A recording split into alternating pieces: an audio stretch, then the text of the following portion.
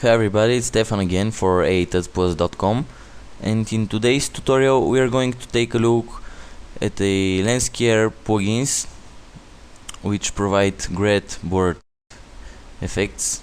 So let's create a new comp using these two 3D renders, and let's start with the depth of field plugin, which is similar. Both plugins are similar to the After Effects lens blur. So we are going to start with the depth of field plugin, which is more complicated and provides more control and options. And I'm going to walk you through all the settings and explain everything.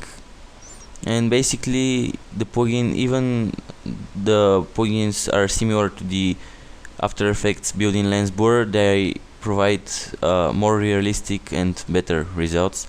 So I encourage you to get those plugins and boost your work to the next level.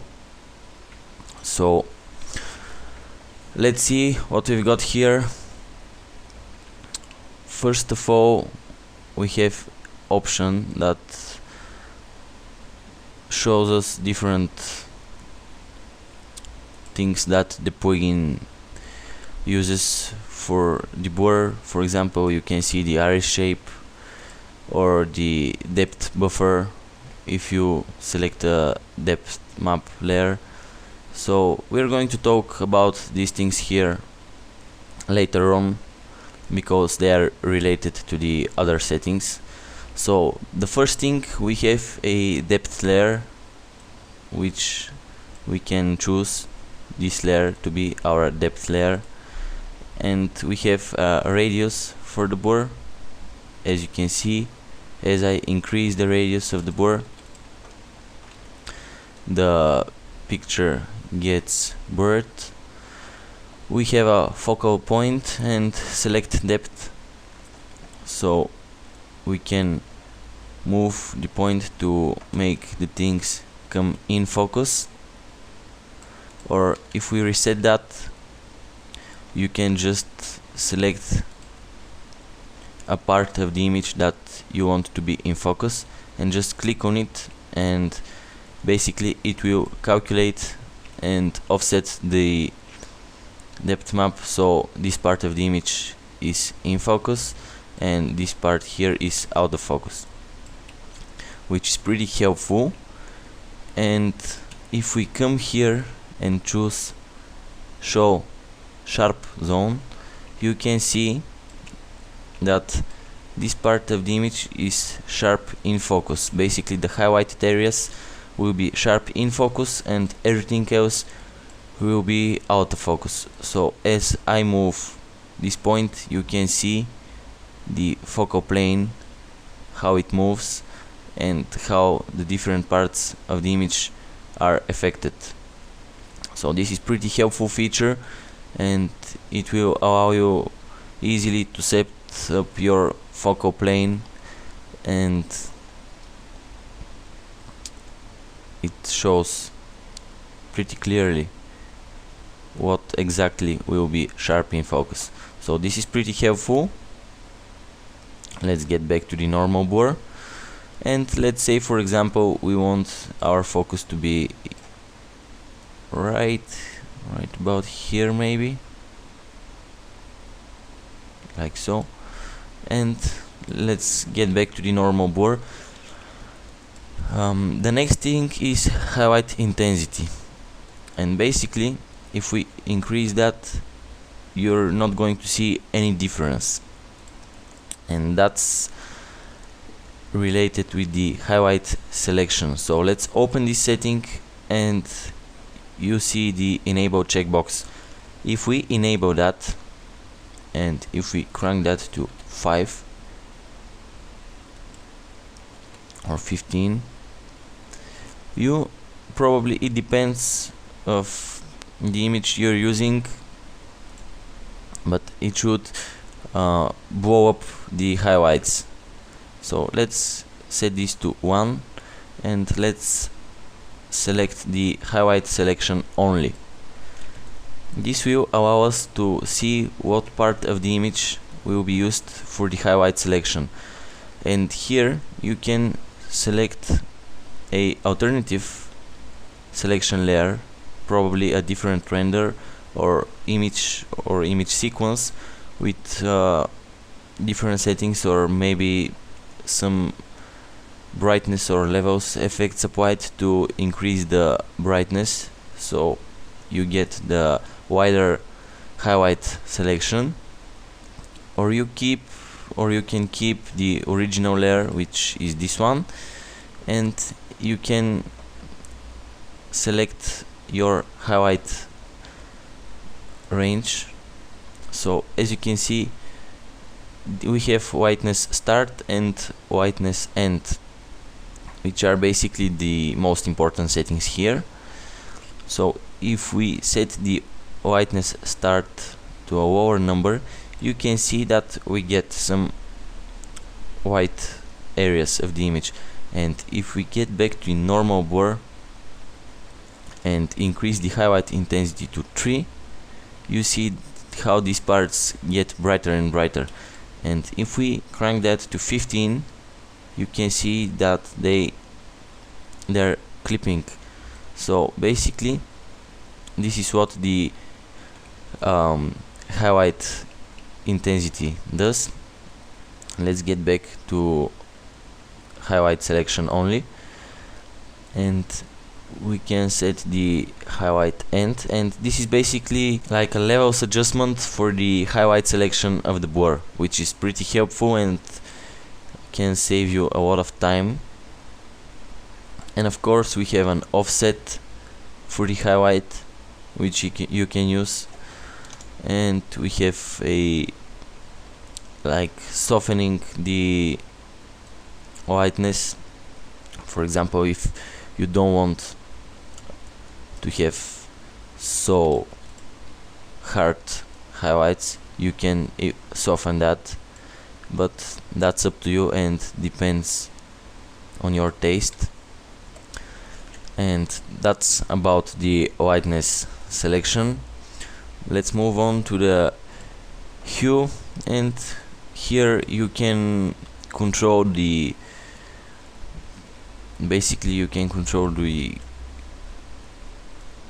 colors of the highlights and stuff like that, I guess. For example, this is basically provides the same control as the whiteness, but for the hue and for the saturation. So you can play with the settings and achieve the look that you're going for. So basically, as you can see, we have the same settings but just for a different channels, and that's pretty helpful. And the next thing that we have is the gamma correction, which, as you can see, makes everything a bit brighter. Let's take a look at this part of the image. We have a gamma correction, and if we click that, it gets brighter. So you can choose to gamma correct or not correct your image, which is really helpful sometimes. The next thing we have is the depth buffer, which basically is this image right here, and we have first option to invert it. So if we invert it, basically it's doing the same thing if we apply a invert effect to this image right here, but it does it right here in the plugin. So this is really helpful. And we have a take depth from luminance, alpha, red, green or blue channels, so that's pretty helpful, even though most of the times you get the depth from the luminous channel. That might be pretty helpful. The next thing that we have is the iris, which affects the iris shape. So let's come to show iris here, and you can see by default the iris is perfect circle, even that we have only 3 iris blades. and we have a rounded facets. So as you can see, if I turn this down to 0, it will be a triangle, and if I increase the number of iris blades, you can see the shape changes.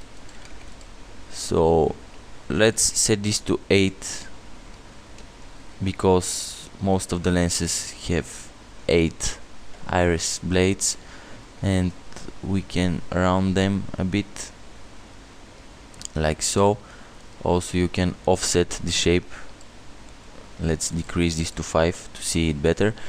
You can offset the angle of the iris as needed. You can make it rounder to perfect circle, or just a bit round like so.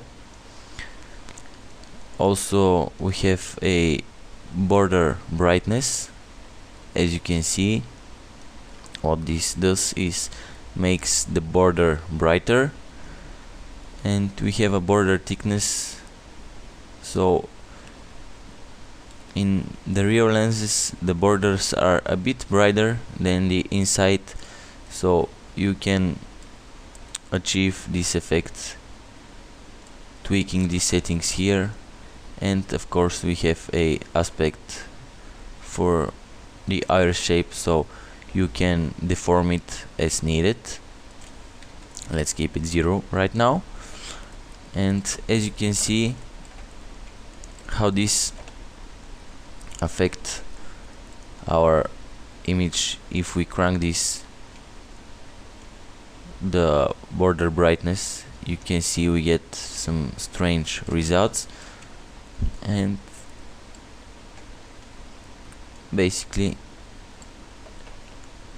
this is how it's going to look, but you have to be careful with these settings, because you can achieve great results, but you can ruin your effect. So be careful and don't overdo these effects.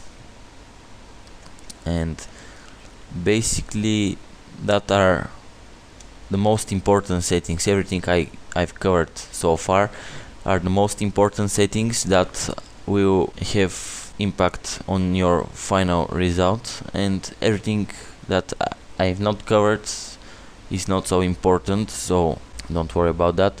And finally, we have outside image options, and what this does, let's scale down our image, is basically something like a repeat edge pixels, but in a more advanced way. And for example, if we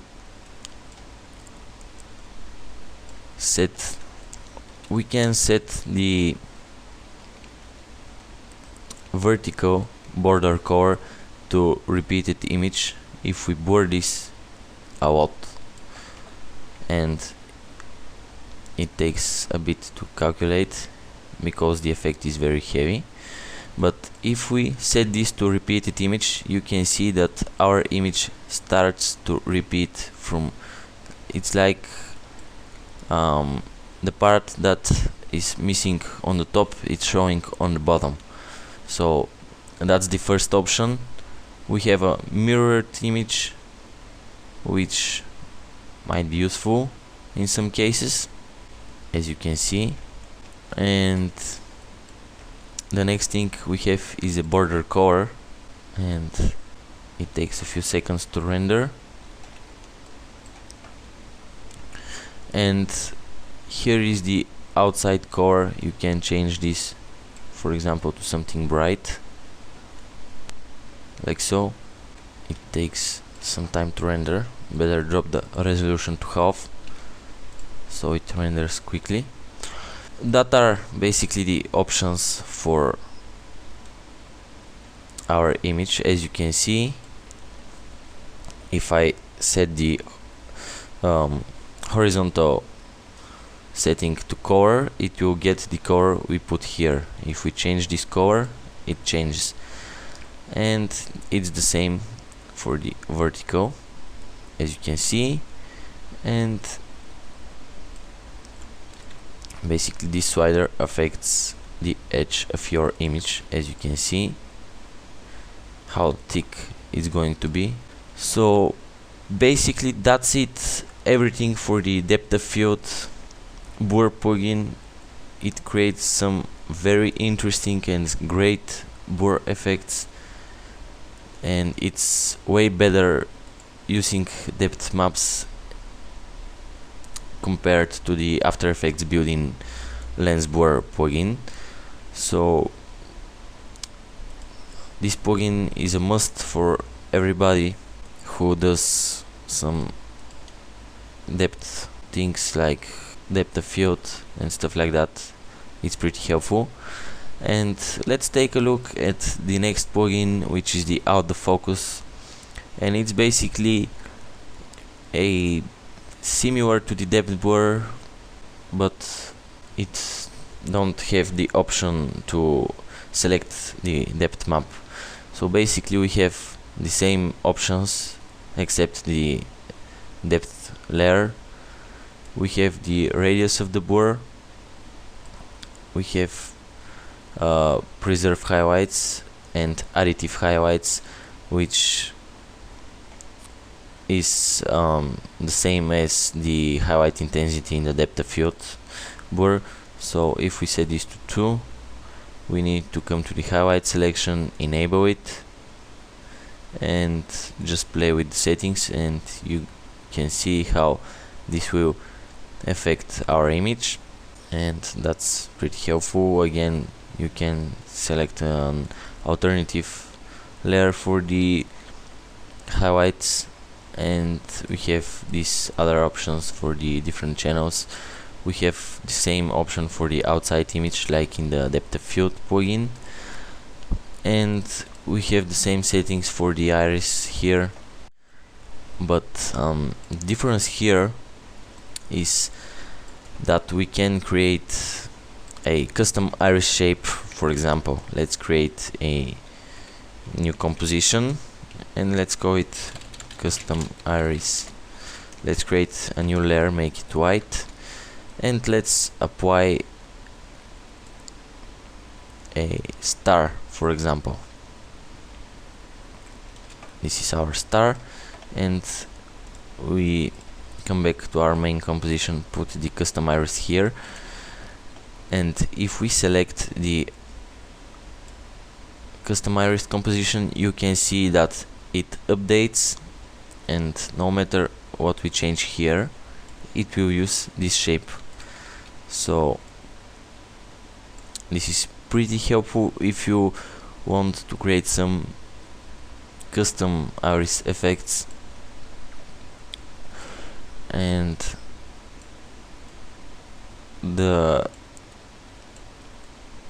bad thing about that is that those settings don't work if we use the custom iris option, and you can use a colored iris. For example, if we change the color of this layer, let's see, something like that, it's going to update and it will be with a color or it will be gray. So I think the best option is to keep it 100% white, but it depends on what you're working on, so that's a good option to have. And let's reset this, and basically the options are the same, as you can see. And for the highlight selection, I already covered that, and we have a couple other options right here. To explain these options, we are going to create a new layer. For example, let's type a tuts plus, And let's put this right here, and let's cut the effect and apply it to this layer here. And if we select our background to be the image behind this and reduce the blur, so let's reduce the blur and disable the highlights to see the effect better. We have a background distortion, which basically distorts the background around the edges of our front blurred objects, and it's like a blending it in a very strange way. And we have a distortion anti-aliasing, which is going to fix some pixels or defects and basically increase the quality of the background distortion. So as you can see, we have anti-aliasing issues right here, and if we set this to 10, it's fixed. And sure, it takes more time to render, but I think the quality is more important than the render time. So basically that's a cool option to have depending on what you're doing. And of course we have a gamma correction again, which is on by default, but you can tweak it as needed. So that's everything for the Lensecare blur plugins. Hope this tutorial was useful for you, and hope you get those cool plugins and play around with them. I've worked on several projects using these plugins, and me and my clients are pretty happy with the effects, so go and get them and increase the quality of your work. So once again, I'm Stefan for a-tutsplus.com, and we'll see you next time.